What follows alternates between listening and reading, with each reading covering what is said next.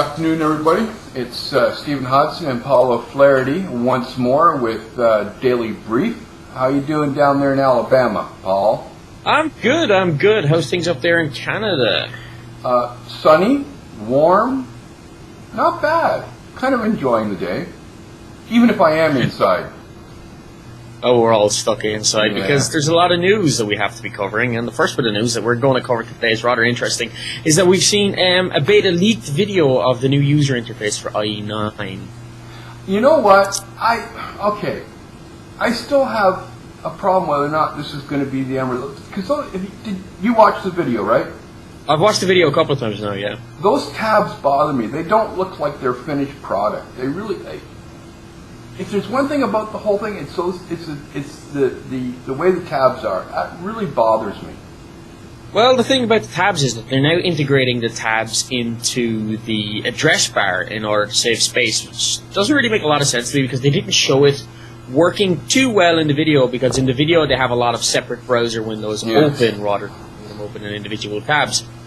But other than that, I mean, you know, IE9 still is a beta. There's still a wait. Well, there's not that long to go, actually, until the release date. If 15th. We were correct, based on, the 15th. And, but it is very clean, very Chrome-like, and doing particularly well on the acid test at the minute as well. 95 out of 100, which is sort of good news for developers. But, you know, while IE9 coming out may be good news on the browser front, there is some bad news on the sort of browser front too, according to a warning from Microsoft. Yeah, the headline from Information Week is Microsoft warns of a malware faking virus alert, which basically means that when you go to visit a site, if it's infected, it won't matter what browser you're using, it will affect Chrome, Internet Explorer, and Firefox. But you'll get a malware warning suggesting you go to this site. It looks really professional, it looks official, the whole works, but it's a fake, folks. So pay attention to what you're doing, really. Yeah, I'm surprised that it's Microsoft making this malware alerts, because it's not actually a Microsoft problem per se. This is a social engineering thing, and it affects all browsers, whether or not you're in Chrome or Firefox or IE.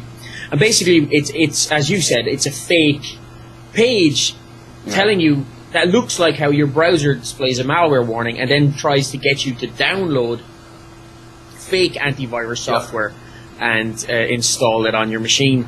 So, folks, if you're in doubt, just don't do it. And if you're not running antivirus software, go along to Microsoft, search for Microsoft Security Essentials and download that 100% free, and that will help you along the way. Because, you know, at one time, you could have, relied on something like steady state to save your butt. But as we heard today, Microsoft are killing off steady state as of from the 31st of December, which is going to be sort of bad news for libraries and all that sort of stuff everywhere.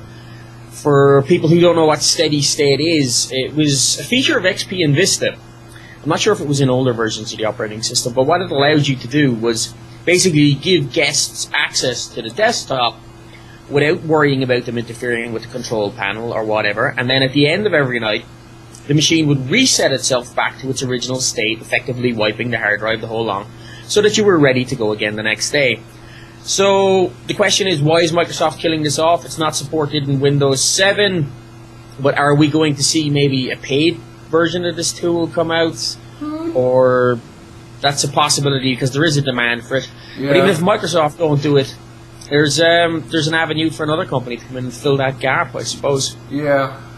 The one thing I'm really, I've said this before, I think, the idea that Microsoft has their own stores is a good one. And we saw one of the products that there is an exclusive to the store called the Samsung X430 via the Windows Experience blog. And I got to tell you, it's all carbon fiber. It's got specs that just want to make you drool. And you got to admit, it's a really nice looking little laptop. I like it. Okay. I'm going to disagree with you and the reviewer in this case. I don't like the looks of this machine. The sort of carbon fiber thing, it doesn't appeal to me. But, specs-wise, this is an incredibly capable machine, and because it's a Microsoft Store exclusive, these things are coming with what's called a Microsoft signature image, which is basically that instead of just the Windows install for Windows 7, you're getting Live, Bing Maps, Zoom 4, Security Essentials, Silverlight, Flash, a whole lot, all pre-installed, and the installation is tailored to the hardware so that you get quicker boot times and better performance. It's very, very nice. Now, I don't know if I'd be willing to spend $1,000 on it. Yeah, I know you had a slight problem with that, but the thing is, number one, look at the specs, and really, I think if you were to go to, let's say, Dell and put together something of comparable value, with comparable specs, I think the price would pretty well be around the same. I'm given what it's put in there, like a 640 gig hard drive in a laptop is huge. It's quite big, all right. I don't know. I worry, but I'd like to get my hands on it and actually put it through its paces, or see some, review site actually do some benchmarking on it, because the guy who reviewed it, Microsoft. yeah, Ben Rudolph, who reviewed it, he doesn't really talk too well about the performance overall. When he's talking about, what he did on it, he's talking about, hang on, I've got the thing open right here in front of me, and I've lost it. But basically, if you go and you check out the review, you basically see that he's just talking about the performance being okay.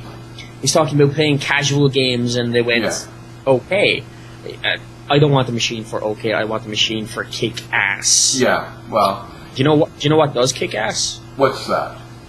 The demo of the LG Optimus Windows 7 phone when it's hooked up to an LG TV. That, obviously this is going to be something that LG is pushing as a way to sell their own products. But you got to admit that they did it. Like, what it is, folks, is that you can, if you've got an LG version Windows Phone 7 and you've got an LG television TV, you can hook them together and literally just flick your photographs or your videos from your phone to this TV screen. Flick it. Literally. Flick. Yeah, it's very interesting. It's sort of... But then again, it's all part of the, the Windows 7... Windows Phone 7 Xbox Live sharing experience type thing. Except this is LG's twist on it for going to their monitors. And it also shows, more importantly to me, the way that manufacturers can differentiate themselves from other manufacturers, because they developed this application in conjunction with Microsoft to run on the phone, which goes to show that, while all phones may have a base set of specs, and all phones are expected to run the core Windows Phone 7 experiences, not all phones will be equal in that respect, because manufacturers can have their own cool tools. Cool tools, exactly. Yes. Exactly. Speaking of cool, and I think, if this does come true, you and I deserve to pat each other on the back big time. There is a rumor that Microsoft UK is holding a special event on October 5th where Steve Ballmer is going to be doing the keynote, and apparently for the Tech Days kind of event, this is very unusual. So we could be seeing a global announcement for Windows Phone 7 launch. And that would be very interesting, because you and I have talked about, we've been looking at the calendars and the whole lot and discussing, Microsoft was saying, I think it was November or something, I can't remember, but we decided that it would be much sooner. And the key here is the fact that Ballmer is doing the speech, which he doesn't usually do, and also the location. It's in the International Conference Center, so that is huge, and something we'll definitely keep an eye on. Oh, we definitely will, because we like to pat ourselves on the back, even if we are ugly. But on that note, folks, to understand that, you got to read the comments for yesterday's show over on YouTube. Check it out. This has been Stephen Paul for WinExtra on our daily brief of Windows news. We will see you tomorrow. See you tomorrow, Paul. Take it easy, folks.